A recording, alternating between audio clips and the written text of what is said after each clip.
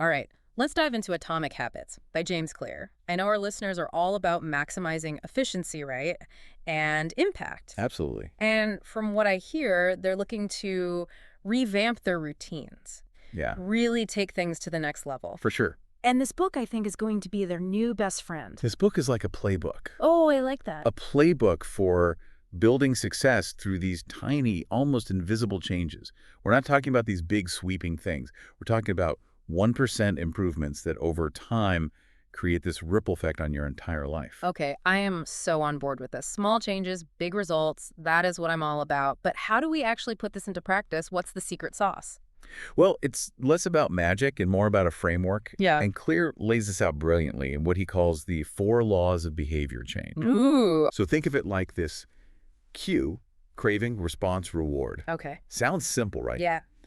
But understanding how these work together, that's where the real change happens. I'm intrigued. Break it down for me. What's that first law all about? So the first law, cue, is all about that initial trigger that kickstarts the habit. Okay. Think of it like the starting pistol for your routine. Gotcha. Clear talks about making your cues super obvious. Okay. Like, for example, if you wanted to start jogging each morning, you would put your running shoes right by the door. Ah, so it's like that saying, out of sight, out of mind, but in reverse. Exactly. Well, The more visible, the more readily available that cue is, huh, the more likely you are to actually initiate the habit. that makes total sense.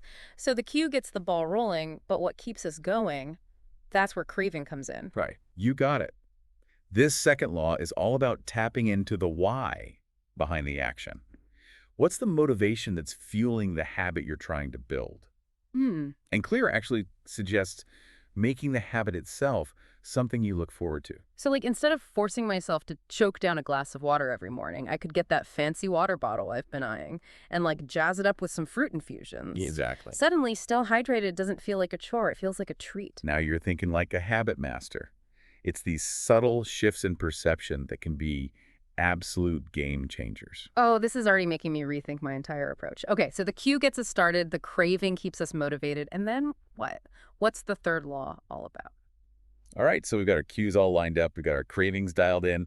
What's next in this architecture of awesome habits? This is where it gets really practical. The third law of response is all about taking action. Okay. But here's the catch. Clear emphasizes making the habit ridiculously easy, especially when you're just starting out.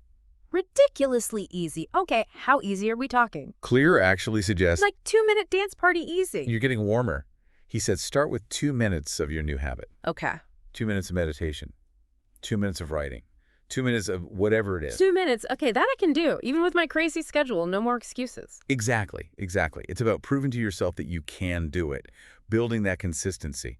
Before you even worry about the intensity, Okay. it completely takes away that feeling of being overwhelmed. This is why I love this book. It's like instead of climbing Mount Everest, we're just taking a leisurely stroll in the park. There's no avalanche of excuses burying our motivation. I love it. Okay. So Yeah. cue, craving, response. Yeah. What's the final piece of the habit-building puzzle? The reward. Ooh. Our brains are wired to seek out pleasure and avoid pain. So we want to make sure that those positive actions are linked to a satisfying reward. Yeah. It's about reinforcing that, hey, this felt good, let's do it again, feeling. Yeah, And I yeah. know you always seeking that maximum impact. This is probably going to resonate with you deeply. Oh, you know. Yeah. I love a good reward system. Right. Speaking of rewards, I noticed that you were particularly drawn to this idea of habit stacking. Atomic habits. It sounds super practical. Could you break that down for us a little bit? Absolutely. Habit stacking is essentially piggybacking a new habit onto an existing one. It's like we're building a habit tower. Okay, I like where this is going. Yeah. So Clear describes it as when I see current habit, a new habit. So it's leveraging the power of your existing routines to just effortlessly slide in a new habit. Ooh, I like it. So for example, since I'm already in the habit of making my morning coffee every morning, maybe I could habit stack by also listening to a quick podcast episode while I sip. Now you're getting it. That's a perfect example of habit stacking. Yes. You're already in the flow of making the coffee. Why not seamlessly integrate another positive habit into that routine? It's about maximizing your time and your effort. This is revolutionary. I'm already thinking about all the habits that I can start stacking. But you know, it's not always about adding new things. Sometimes it's about hitting the brakes on those not so great habits, right? And Clear doesn't shy away from addressing those, does he? You're absolutely right.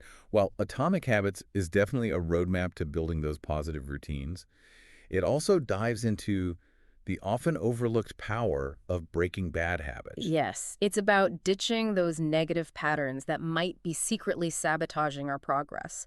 And this ties directly into the concept of negative compounding, right? Right, yeah. These small, seemingly insignificant bad habits, they can really snowball over time. Precisely. And just like those tiny good habits can compound into those incredible results, those small bad habits can accumulate and they can create a negative ripple effect on your life, especially in the areas where you're looking for the most growth. Okay, so this is starting to sound a little scary. I'm getting visions of a mountain of bad habits forming. But fear not. I'm sure that Atomic Habits has some solutions for us. So, what does Clear suggest for tackling these negative patterns? So, how do we actually dismantle these bad habits? Do we need to, like, call in a demolition crew? Not quite. Remember those 4 laws of behavior change we talked about earlier? Yeah. Clear suggests this brilliant strategy that he calls inversion. Okay. So instead of building good habits, we're going to use those same laws to deconstruct those bad ones. Ooh, I'm liking this already. It's like reverse engineering our way to success. Okay, tell me more. It's surprisingly simple, but incredibly effective. So let's say you're trying to break the habit of like mindless scrolling on your phone before bed, something I know you mentioned wanting to address. Oh, you know me too. Well, okay. So, how does inversion apply to my late night phone addiction? Okay, so instead of having your phone like right there on your nightstand, an obvious cue, Right. what if you moved it to another room entirely, Yeah. completely out of sight? Okay. Make that cue invisible. Out of sight, out of mind. Exactly. Okay, what about the craving part? How do we make that mindless scrolling seem less appealing? Well, so instead of associating that scrolling with relaxation, Right, because it's like my downtime. right, a positive craving, try reframing it as like the time waster it is. Okay. Valuable time that you could be using to get more sleep. It's true. Remember those articles you shared about maximizing sleep quality? Yes. This ties in perfectly. Yeah. Oh my gosh, you're so right. Suddenly, my phone seems way less enticing and much more like the enemy of my sleep goals. Okay, so we've made the cue invisible, we've made the craving unappealing. What about the response? How do we actually make it harder to engage in the bad habit? Here's where you can get a little creative. Maybe you delete those tempting social media apps altogether, Oh, bold move. or you use an app blocker during those late night hours. Okay.